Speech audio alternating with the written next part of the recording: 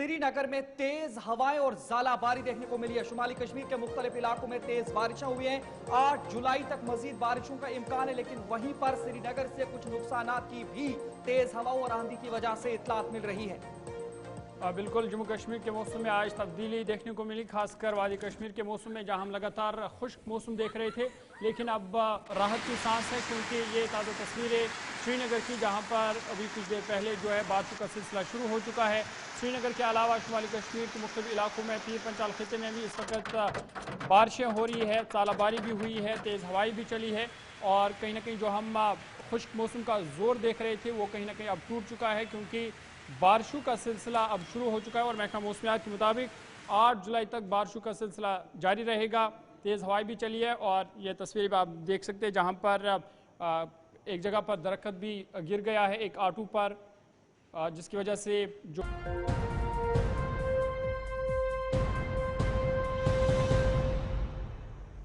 Break کے بعد آپ کا خیر مقدم ہے، پروگرام نیوز ایٹ 6 دیکھ رہے ہیں آپ۔ آگے بڑھیں گے اور ایک بڑی خبر آپ کے سامنے رکھیں گے، اور بات گرمائی تعطیلات کے حوالے سے کریں گے، کیونکہ اب موسم میں تبدیلی آئی ہے، بارشیں ہو رہی ہے، اور حکومت نے بھی کہا کہ گرمائی تعطیلات میں کوئی توسیع نہیں ہوگی، بلکہ کل سے دوبارہ جو تعلیمی سرگرمیاں ہیں وہ بحال ہوں گی۔ اور آپ کو بتا دیں کہ ٹائمنگ میں یا اوقات کار جو ہے اسکولوں کا، اس میں تبدیلی لائی گئی ہے، اور اسکولوں کا وقت صبح 7:30 بجے سے لے کر 11:30 بجے تک مقرر کر دیا گیا ہے۔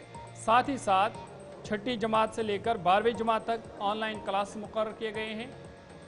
جو چھٹی جماعت سے لے کر 12ویں جماعت تک ہیں، ان کے لیے آن لائن کلاس بھی رکھے گئے ہیں کہ جب اسکولوں سے چھٹی ہوگی اس کے بعد انہیں 1.5 گھنٹہ آن لائن کلاس بھی اٹینڈ کرنا ہوگا۔ آپ کو بتا دیں کہ گرمائی تعطیلات میں توسیع کی قیاس آرائیوں کے بیچ آج وزیر تعلیم سکینہ ایتو نے اعلان کر دیا کہ کل سے اسکول میں باضابطہ طور پر تدریسی عمل بحال ہوگا۔ وزیر تعلیم سکینہ ایتو نے کہا کہ وادی کشمیر کے تمام تعلیمی ادارے گرمیوں کی تعطیلات کے بعد کل دوبارہ کھلیں گے۔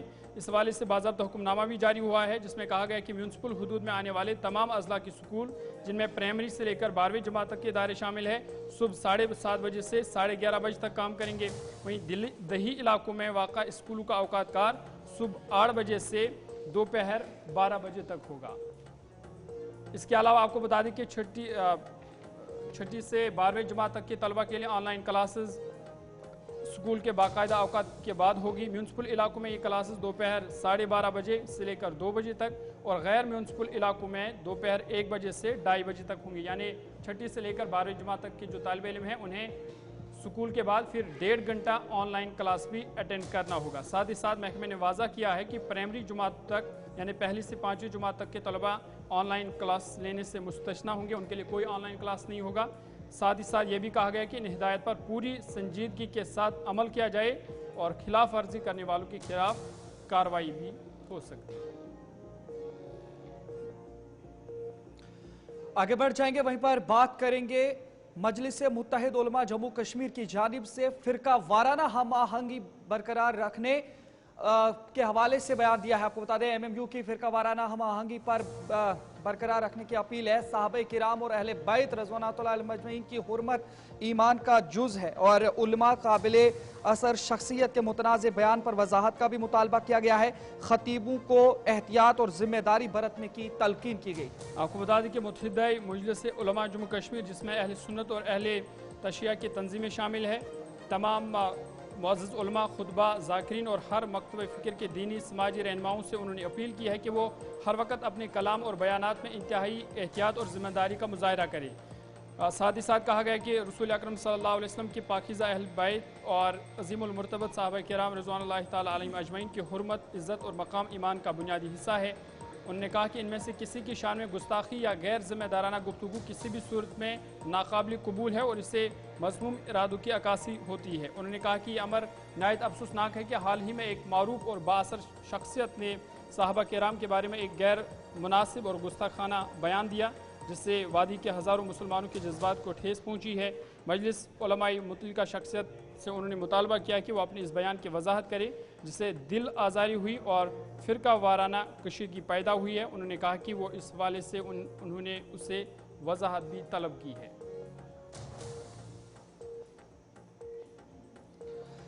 जी बिल्कुल, बात करें तो मजलिस ने एक बार फिर वाजे किया है कि अपने क़याम से लेकर आज तक तमाम अराकीन फ़िरका वाराना इत्तिहाद, भाईचारे और हम आहंगी को फ़रोग़ देने के लिए मुसलसल कोशियाँ हैं और इस इत्तिहाद को कायम रखना सबकी मुश्तरका जिम्मेदारी है। लिहाजा तमाम ज़ी इल्म और बाअसर अफराद, खुतबा और मुकर्रिरीन से उन्होंने अपील किया कि वो ऐसे बयानात से गुरेज करें जो वादी में फ़िरका वाराना फ़ज़ा को बिगाड़ने का सबब बन रहे हैं। चलिए आगे बढ़ते हैं, बात अमरनाथ यात्रा के हवाले से करेंगे और आपको बता दें कि जम्मू कश्मीर में श्री अमरनाथ यात्रा अकीदत एहतराम और जोश जज्बे के साथ जारी है। आपको बता दें कि अब तक तकरीबन 70,000 के करीब अमरनाथ यात्रियों ने बाबा बर्फानी के दर्शन मुकम्मल कर लिए हैं। साथ ही साथ आज भगवती नगर जम्मू से यात्रियों का और एक काफ़िला, छठा काफ़िला बालतर और पहलगाम के रास्तों के लिए रवाना हुआ, जिसमें 8,605 अकीदतमंद शामिल थे। साथ ही साथ बालतल के लिए 3,486 यात्री रवाना हुई, जबकि पहलगाम के लिए 5,119 यात्री रवाना हुए। साथ ही साथ पहलगाम और बालतल से भी यात्रियों का और एक काफ़िला बाबा बर्फानी के दर्शन के लिए रवाना हुआ है।